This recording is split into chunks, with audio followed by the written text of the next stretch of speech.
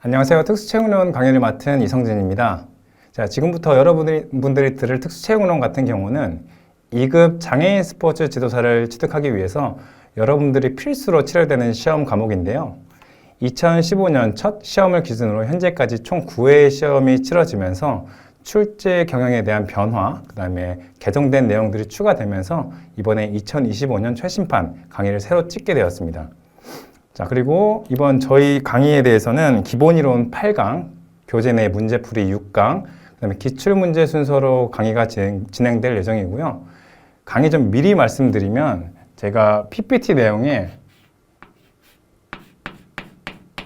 자, 이런 식으로 검은색 다이아몬드 친 부분들이 중간중간 나올 거예요. 이런 것 같은 경우는 교재 내에 설명되지 않는 새로운 내용들이기 때문에 여러분들이 강의를 따라오면서 교재 내 공란이나 아니면 노트에 따로 필기해 주시면서 따라 주시면 좋을 것 같습니다. 자, 그럼 지금부터 기본 이론 시작해 보도록 하겠습니다. 자, 1강 특수체육의 의미, 그 다음에 그 소주제로 특수체육의 의미, 특수체육의 개념 및 정의, 특수체육과 장애에 대해서 다뤄보도록 하겠습니다. 자, 정의는 여러 가지 정의들이 있지만 미국 체육학회 특수체육위원회에서 정의한 내용을 한번 다뤄보도록 할 텐데요. 특수체육은 장애 학생들이 일반 체육의 활발한 활동 프로그램에 안전하게 성공적으로 참여할 수 있도록 장애 학생들의 흥미와 능력을 고려하고 장애 한계에 적합하도록 계획된 발달 활동과 게임, 스포츠, 무용 등의 다양한 프로그램을 말함이라고 되어 있습니다. 예전에는 특수체육이라는 용어가 특수가 체육을 수식하는 의미로 쓰였는데요. 보다 옛날에는 노인이나 유아, 그 다음에 장애인 등 여러 분야를 포함했다면 시대가 변화되면서 이제 장애인에 한해서 현재는 사용되고 있다는 걸 미리 말씀드립니다. 그리고 특수체육은 정의적, 심동적, 인지적 목표를 추구함 이렇게 써 있는데요. 밑줄 그은 내용은 특수체육의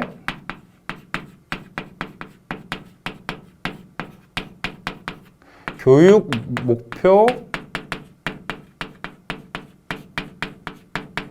영역 뒤에서 좀 더 다루겠지만 이 세 가지 단어는 꼭 외워주시길 당부드리겠습니다. 자, 그리고 법률에 기초하여 신체활동 서비스를 제공하고 신체활동 참여에서 임파워먼트를 강조한다라고 되어 있는데요. 여기서 말하는 임파워먼트는 장애인의 권리 신장을 말합니다. 뒤에서 속성에 세 가지가 있는데 자세히 다뤄보도록 할 거고요. 심동적 문제의 발견과 해결을 목적으로 하는 다학문적 지식체계, 특수체육의 구성요소, 믿음요소, 실천요소, 지식요소가 있고요. 미국 장애인교육법 특수체육은 장애인의 독특한 요구를 충족시키기 위해 고안된 체력과 운동체력. 자, 여기서 말하는 독특한 요구 같은 경우는 특수체육에서 정말 중요하게 생각하는 문장 단어이기도 한데요. 예를 들어서 시각장애인에게 체육을 쉽게 접근하기 위해서 공에 방울을 넣는다든가 청각장애인에게 신호를 알리기 위해서 휘슬 대신에 깃발을 사용한다든가 이렇게 장애인들이 체육을 접근하기 쉽게 하기 위해서 하는 모든 것들을 독특한 요구를 충족시키기 위해 고안된 체력, 운동 체력이라고 할 수 있겠습니다.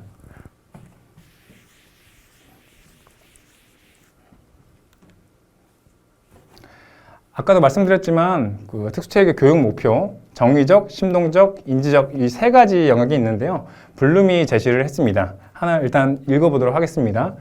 정의적 영역, 건강하고 사회적으로 받아들여지는 방법으로 긴장을 이완시키는 것을 배우고 거기에 대해서는 수용 반응 가치와 조직화, 인격화 등이 있고요. 그 다음에 심동적 영역, 게임, 스포츠, 댄스, 수영에 필요한 운동 기술을 숙달, 밑에는 이제 지각, 태세, 유도 반응, 기계와 복잡 외현 반응, 적응, 반사적, 운동 초보적 기초 동작, 운동 지각 능력, 신체적 기능, 숙련된 운동 기능. 마지막 인지적 영역에서는요. 새로운 것을 시도하고 적절한 게임 전략을 고안. 하위 영역에는 지식, 이해, 적용, 분석, 종합 평가 등이 있습니다. 단어로 문장으로만 봤을 때는 살짝 좀 어려울 수 있죠. 그래서 조금 더 쉽게 설명을 드리면 정의적 영역 같은 경우는 한 단어로 표현하면 가치, 체육의 가치, 그 다음에 심동적 영역은 우리 신체 능력,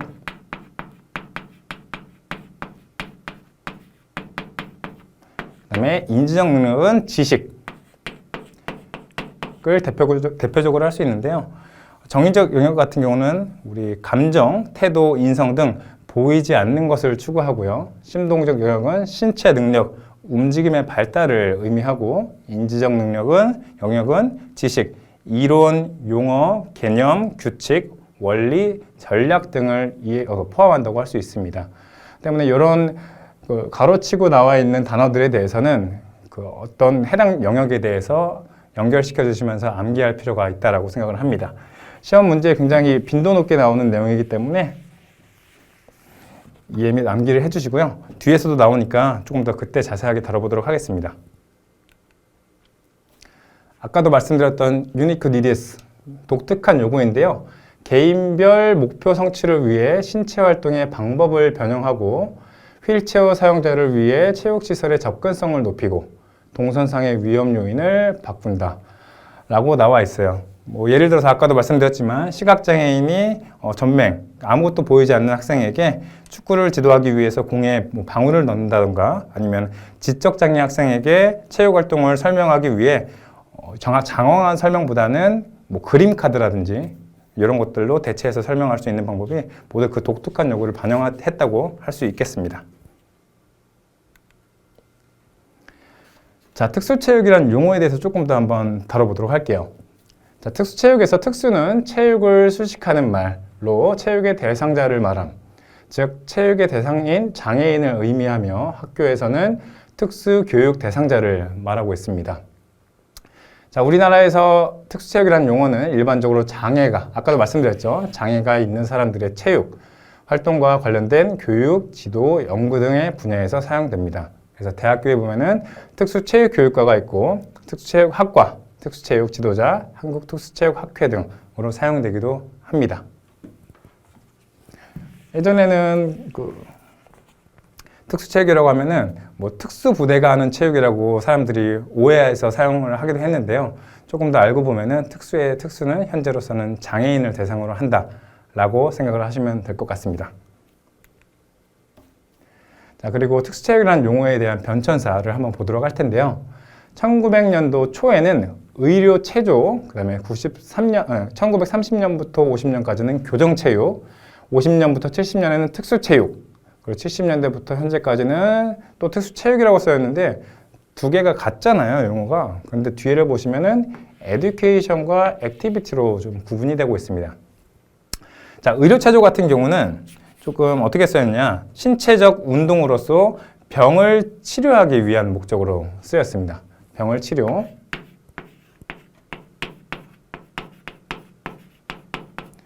자, 교정체육은 우리 신체 메카닉스의 결함을 운동으로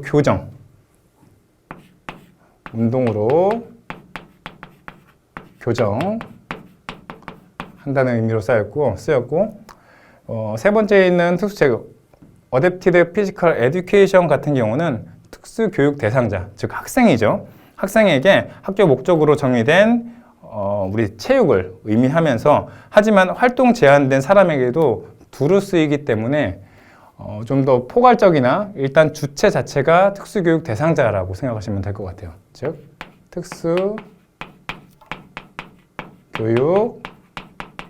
대상자 체육이라고 생각하시면 될 것 같고요. 현재까지는 어댑티드 피지컬 액티비티가 사용되고 있는데 개념 자체가 단순히 학교에서 체육을 배우는 학생들 뿐만 아니라 평생교육이라는 관점으로 변화되면서 그 개념이 재해석이 좀 필요해져서 현재로서는 좀 더 포괄적인 특수체육으로 사용되고 있습니다. 즉 평생교육.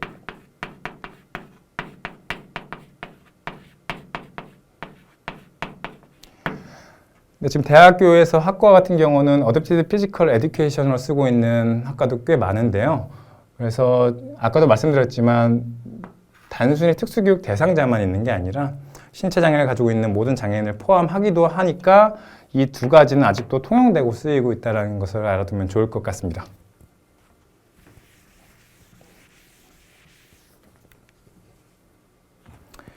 자, 다음으로는 제가 말씀드렸던 게 이런 거예요. 검은색 다이아몬드, 교재내에는 따로 나와 있지는 않고요. 제가 중요하게 판단되는 내용들을 추가로 PPT에 담고 있습니다. 자, 미국 관보의 체육 정의인데요. 1977년도에 나왔고, 자, 여기서 말하는 내용을 한번 보도록 하겠습니다.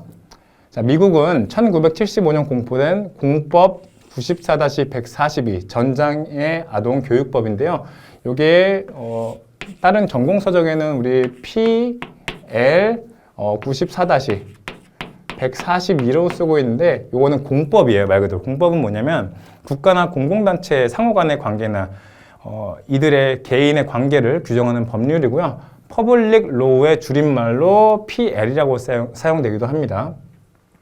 특수교육 조항에 체육의 정의를 포함시켰다고 합니다.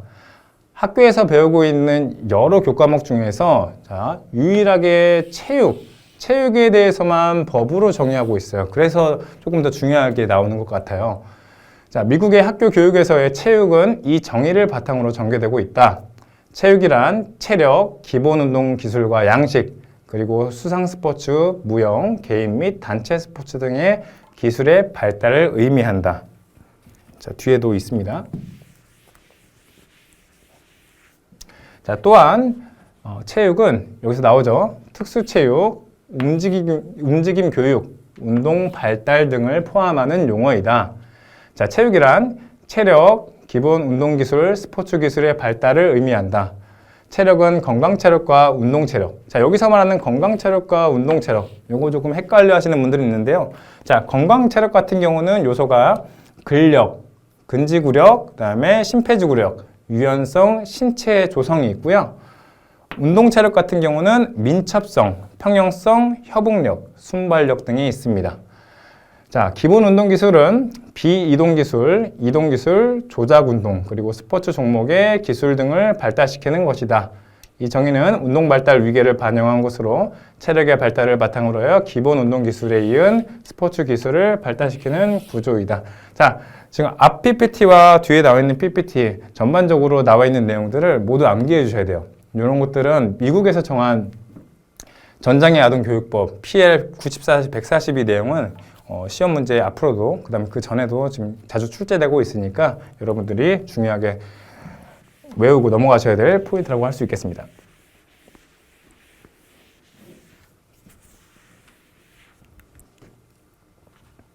자, 또 나오죠. 교육 목표 영역. 우리 정의적, 심동적, 인지적 영역이 있었는데요. 정의적이라는 것은 가치, 그 다음에 신동적 영역은 신체 움직임, 그 다음에 인지적 영역은 지식으로 좀 압축해서 설명할 수 있다라고 말씀을 드렸는데요. 조금 구체적으로 보도록 할게요. 자, 신체 활동의 참여를 통해 자아 개념과 신체상을 강화하는 것을 목적으로 한 정의적 영역입니다. 신체에 대한 이해와 존중, 움직임을 위한 신체 능력을 향상시키고요. 사회적 고립을 감소시키고 다른 사람과 상호작용하기 위해 필요한 것들을 배움.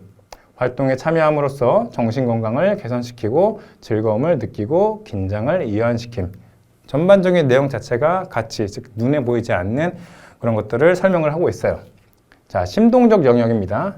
아까도 말씀드렸지만 신체 능력, 심리운동적 영역이라고 해서 신체를 발달시키는 거에 대한 이론들이 좀 많이 나와요. 기본 운동기술과 운동 양식 습득 발달을 목적으로 함. 건강 및 운동 체력 수준을 적절하게 유지하고 발달시킴. 그다음에 여가 활동에 필요한 기술을 익힘이라고 나와 있고요. 인지적 영역, 지식이었죠. 다양한 신체 활동을 안전하게 수행할 수 있는지 아까 말씀드린 지식 습득의 목적으로 있고요. 놀이 및 게임의 방법과 규칙을 습득함. 인지, 운동 기능과 감각 통합으로 능력을 향상시킴.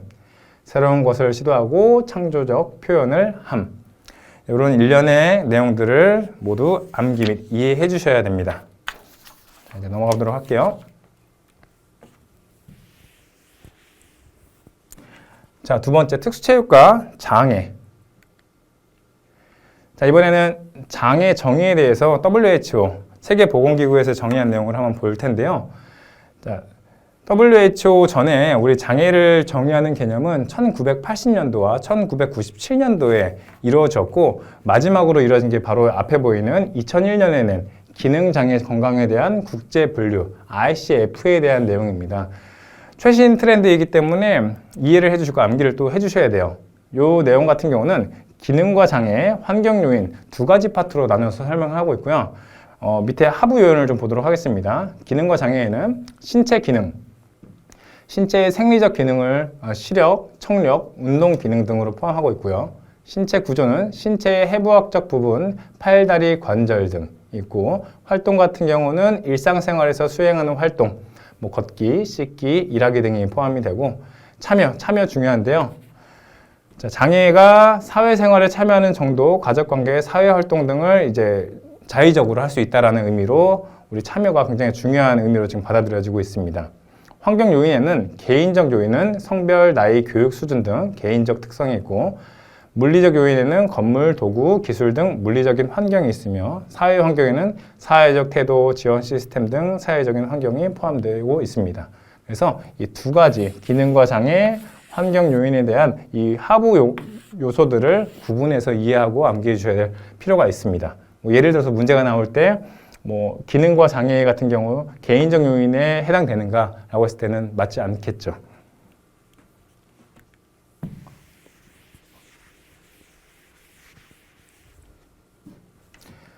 장애 접근 모델도 한번 볼 텐데요. 자, 의학적 모델.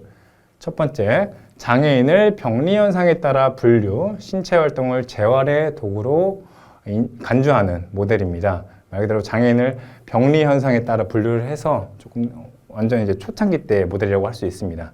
자, 두 번째는 사회적 교육적 모델로 장애인은 자신의 사회적 교육적 목표를 설정하고 개인적인 장점과 단점은 물론 환경에서의 가능성을 스스로 평가. 굉장히 중요한 의미라고 할 수 있습니다. 사회적 교육적 모델 같은 경우는 최신화된 우리 모델로서 우리 장애인이 단순 병리적 현상에 의한 것이 아닌 스스로 주체적으로 그 운동에 대한 가능성을 스스로 평가할 수 있다는 의미에서 굉장히 접근성이 발달된 모델이라고 할 수 있습니다. 자, 세 번째, 도덕 모델. 장애에 대한 가장 오래된 모델로 장애인을 죄인으로 인식한 아주 우리 옛날 사고적 모델이라고 할 수 있습니다. 장애에 대한 가장 오래된 모델로 장애인을 죄인. 그 다음에 자비 모델은 장애인을 환경적 요인의 피해자로 정의하고 있고, 경제 모델, 장애를 생산적 활동에 참여하지 못하는 능력으로 정의하고 있고, 인권 모델 같은 경우는 장애는 인권에 의한 인간 문화의 하나의 중요한 차원으로 자리매김, 모든 인간은 장애와 관계없이 불변의 권리를 가짐. 중요하게 생각될 것은 사회적 교육적 모델과 인권 모델이 최신 트렌드이기 때문에 이 두 가지는 필기 및 암기를 좀 해주셔야 될 것 같아요.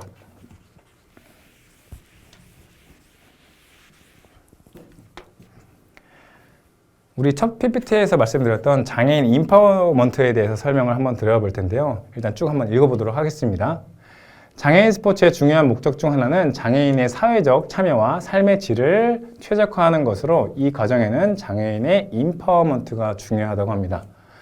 자, 장애인의 주도성, 혁신성, 창의성 배양, 능력 신장 등을 위한 핵심 개념이며, 인파워먼트 이념은 장애인은 자신의 삶에 대한 통제권을 가질 수 있고 전문적인 서비스에 대한 자신들의 의존성을 줄일 수 있으며 자신들을 위해 행동할 수 있다는 원칙에 기초하고 있습니다.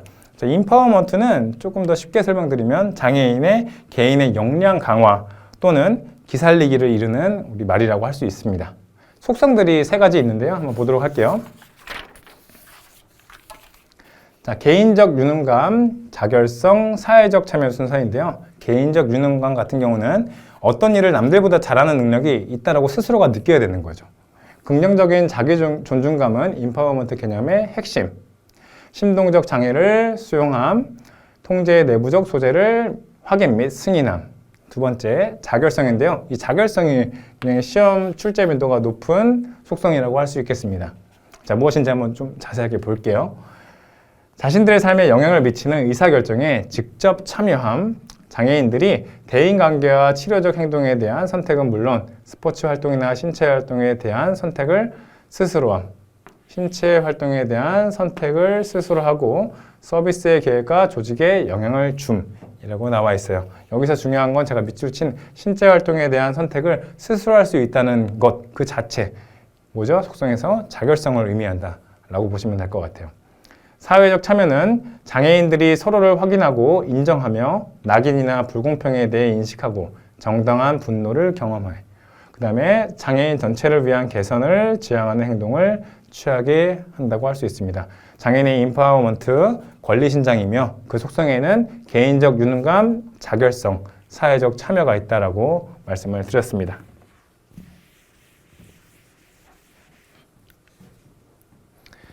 자, 이제 우리 장애인 스포츠 관련된 메가 올림픽 3가지를 좀 한번 설명을 드려보도록 할게요. 자, 먼저 결론부터 말씀드리면 장애인 올림픽은 패럴림픽, 그 다음에 스페셜 올림픽, 마지막으로 데플림픽이 있는데요. 패럴림픽 같은 경우 먼저 한번 보도록 하겠습니다. 우리가 2018년 2월에 평창 동계올림픽이 우리나라에서 열렸던 거 기억하시나요? 그때 정확하게 2주 뒤에 열린 게 바로 평창 동계 패럴림픽인데요. 보시면 아시겠지만 국제장애인 올림픽위원회 IPC가 주최하여 4년 주기로 개최하는 자 여기 중요합니다. 신체 장애인들의 국제 경기 대회로 올림픽이 열리는 해에 올림픽 개최국에서 열림. 올림픽 개최국에서 열림. 우리가 2018년 2월에 평창 올림픽이 열렸죠. 그리고 2018년 3월에 평창 동계 패럴림픽이 열리면서 보통은 개최된 곳에서 2주 뒤에 열린다라고 생각하시면 될 것 같고요. 창설 당시 하반신 마비를 의미하는 패러플레지아와 올림픽이 합성하여 만든 용어였으나 신체가 불편한 모든 장애인을 대상으로 범위가 확대되어 신체 장애인들의 올림픽으로 발전했습니다. 자, 여기서 신체 장애는 굉장히 다양한 종류의 장애가 있지만 발달 장애, 즉 지적이나 자폐성 장애는 포함하지 않는다는 걸 말하기도 하는데 시대가 조금씩 변하면서 소수의 지적 및 자폐성 장애가 참여하기도 하나 기본 이론 자체는 신체 장애인들을 위한 올림픽이라고 생각하시면 될 것 같아요. 자, 현재는 패럴림픽을 비장애인과 장애인이 평등하다는 의미를 강조하기 위해서 동등하다는 의미의 패럴럴과 올림픽의 합성으로 보기도 합니다. 자, 그리고 처음은 구투마는 1960년 자, 1960년에 올림픽이 열린 로마에서 장애인 국제체육대회를 개최하였는데 이 대회가 공식적으로 제1회 패럴림픽 대회였다. 구투만이 1960년에 어디서? 로마에서. 자, 굉장히 출제 빈도가 높은 내용이라고 할 수 있겠습니다. 그리고 우리나라에서 개최한 1988년 88 서울 올림픽 있죠? 그 마찬가지로 2주 뒤에 서울 패럴림픽 대회가 열렸는데 이 대회가 현대 패럴림픽 운동의 시작이라고 보고 있기도 합니다. 그래서 패럴림픽은 메가 올림픽 중에서 장애인 메가 올림픽 중에서 첫 번째에 해당하고 그 중에서 신체 장애인의 올림픽을 말하며 구투만이 1960년에 로마에서 제1회 패럴림픽을 개최하는 데 이바지했다라고 다시 한번 요약할 수 있겠습니다.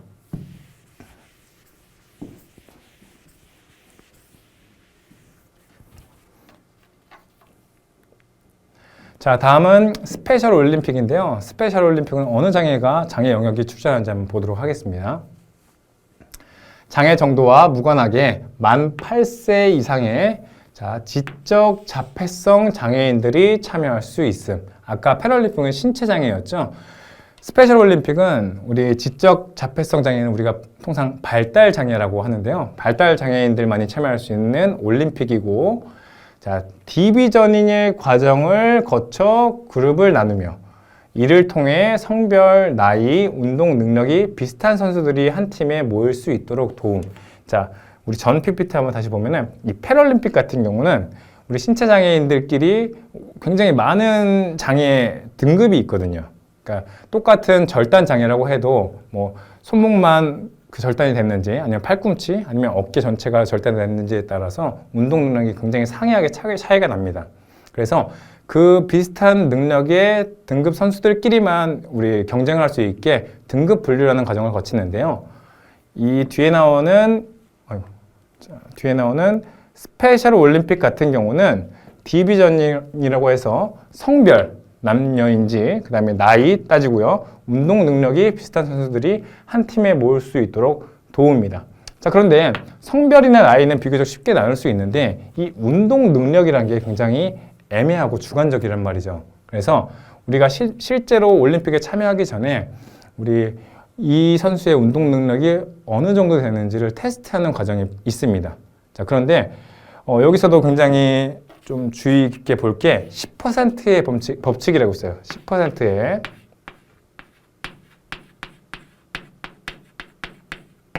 스페셜 올림픽이 하나인데요. 디비전인 과정에서 우리가 실제 경기 전에 테스트한 실제 운동 능력을 보고 실제 경기, 올림픽 경기와 그 다음에 그런 과정을 거치는 경기의 운동 능력의 차이가 10%가 넘게 되면은 그 선수는 감독관이 내린 결정에 따라서 실격이 될 수가 있어요. 근데 다만 여기서 중요한 게 수영이라든지 육상이라든지 초로 확실하게 구분되는 종목 같은 경우는 10%의 법칙이 적용이 되지만 예를 들어서 체조라든지 이런 경우 같은 경우는 주관성에 대한 평가가 있기 때문에 모든 영역엔 다 적용되지 않는다는 점이 여기 10%의 중요한 내용이라고 할 수 있습니다. 자, 패럴림픽의 등급 분류와 같은 이 디비저닝에 비해 결승 기록이 기준치 이상으로 향상되었을 경우 아까 방금 말씀드렸죠. 실격 처리가 되지만 그 결정은 누가 내린다? 감독관이 내릴 수 있다. 기록이 정해져 있는 경우 같은 경우는 확실히 할 수 있지만 주관적인 평가가 있는 종목 같은 경우는 감독관이 그 판단을 낼 수 있습니다. 자, 그리고 1등부터 3등까지는 메달을 수여하고 4등부터는 리본. 자, 이게 또 독특하죠. 3등까지 메달을 수여하는 거는 패럴림픽에서도 마찬가지인데 4등부터 리본을 수여하는 의미는 참여한 모든 대상자들 지적 및 자폐성 발달 장애인들에 대한 노고와 수고, 그 다음에 참여 자체에 대한 의미를 부여하기 위해서 스페셜 올림픽에는 이 리본을 수여하고 있다는 게 이 스페셜 올림픽에서 굉장히 두드러진 특징이라고 할 수 있겠습니다. 자, 그리고 1968년 미국의 35대 대통령 존 F 케네디의 셋째 여동생 슈라이버. 자, 슈라이버가 1968년에 창설했고요. 자, 이 내용은 이제 위와 똑같죠. 만 8세 이상의 지적장애가 있는 사람이라면 누구나 참여가 가능하다고 되어 있습니다. 그래서 이 나이도 중요해요. 어떤 문제에서는 만 11세, 뭐 10세 이런 식으로 조정되어서 나오니까 나이, 그 다음에 어떤 장애가 참여하는지, 그 다음에 디비저닝은 무엇인지, 10%의 법칙은 무엇인지 등을 우리 이해 및 암기해 주셔야 된다라는 말씀을 꼭 드리겠습니다. 자, 그리고 또 나왔네요. 검은색 우리 다이아몬드 교재에는 설명되어 있지 않습니다. 세 번째 메가 장애인 올림픽은 바로 데플림픽입니다. 자, 데플림픽은 청각장애의 데프와 올림픽의 합성어를 의미하는데요. 제1회 하계대회는 1924년 파리에서 열렸으며 모든 장애인 올림픽의 시초입니다. 우리 패럴림픽은 구트만이 1960년, 그다음에 스페셜 올림픽 같은 경우는 슈라이버에 의해서 1968년이었고요. 데플림픽은 1924년이기 때문에 굉장히 오래전, 훨씬 더 오래전에 이미 장애인 올림픽이 청각장애 올림픽으로 시작되고 있었다라는 거. 이 내용도 마찬가지로 기출문제 자주 출제되는 내용이니까 이해해 주셔야 되고요. 국제청각장애인 스포츠위원회 ICSD. 우리 아까 패럴림픽 같은 경우는 주최위원회가 IPC였죠. 여기는 스포츠위원회 ICSD 주관이고요. 1955년 IOC로부터 올림픽 지위를 승인받았어요. 그 다음에 ICSD는 패럴림픽과 데플림픽이 합쳐지는 것을 반대했어요. 이것도 굉장히 중요한 내용인데 우리 패럴림픽이 신체장애 올림픽이라고 했잖아요. 그럼 다르게 생각하면 귀도 우리 신체의 일부분이고 관련된 장애인데 왜 데플림픽이 따로 열리냐 라고 했을 때 이때 당시에 청각장애인분들이 주장을 했던 내용이 우리는 듣지 못하는 것 외에 신체에는 어떤 문제도 없다라고 해서 ICSD는 패럴림픽의 IPC와는 독립된 기관으로 주관단체를 ICSD로 두게 되었던 거죠. 그래서 요거 굉장히 중요한 내용 중 하나고요. 선수 자격은 잘 들리는 쪽의 청력이 최소한 55dB의 청력 손실이 있어야 하며 경기의 공정성을 위해 보청기, 달팽이관 이식 등을 한 선수는 참가할 수가 없습니다. 이것도 중요한 점이죠. 자, 소리로 안내할 수 없는 문제를 해결하기 위해 특정 스포츠에서 경기를 시작하는 대체 방법을 사용하고 있습니다. 예를 들어서 육상에서 총소리를 듣고 출발해야 되는데 총소리를 들을 수 없기 때문에 깃발을 올리다든지, 수영 같은 경우는 마찬가지로 부조 소리를 들을 수 없기 때문에 앞에 깜빡이는 레이저를 사용하기도 합니다.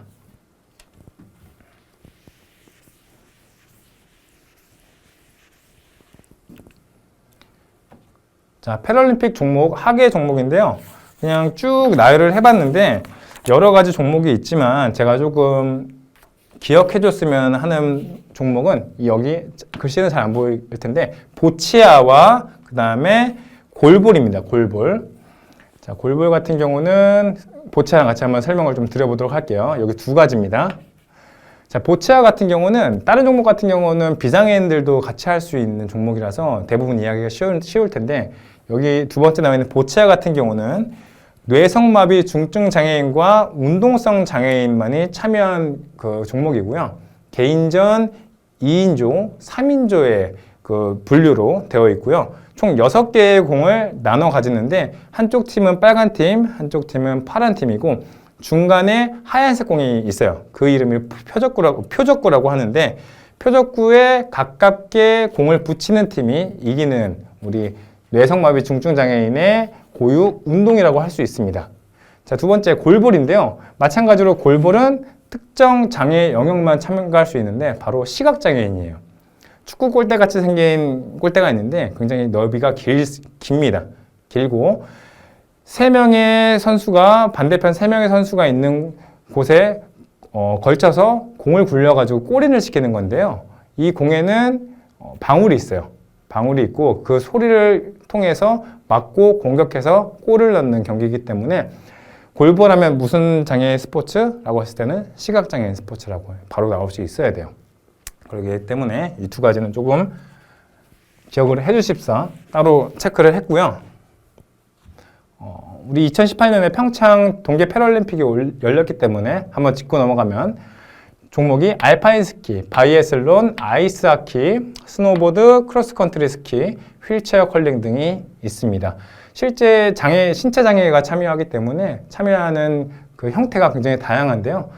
스키 같은 경우는 아웃리거라고 해서 균형을 잡게 하는데 굉장히 도움을 주는 거고요. 그 다음에 휠체어 컬링 같은 경우는 우리가 굴리고 나서 실제 일반 비장애인 컬링 같은 경우는 스위퍼라고 해서 이렇게 닦아주는 우리 동작이 있었다면 휠체어 컬링에서는 굴리고 그냥 스스로 끝이에요. 옆에서 같이 우리 영미 하면서 당겨졌던 그런 사람들이 없고 컬링은 스스로 자주적으로 굴리고 끝이다 라는 거, 이런 차이점들이 있습니다. 그다음에 스페셜 올림픽의 종목도 있는데요. 자, 여기 잘 안 보이시겠지만 보체라는 종목이 있어요. 보체.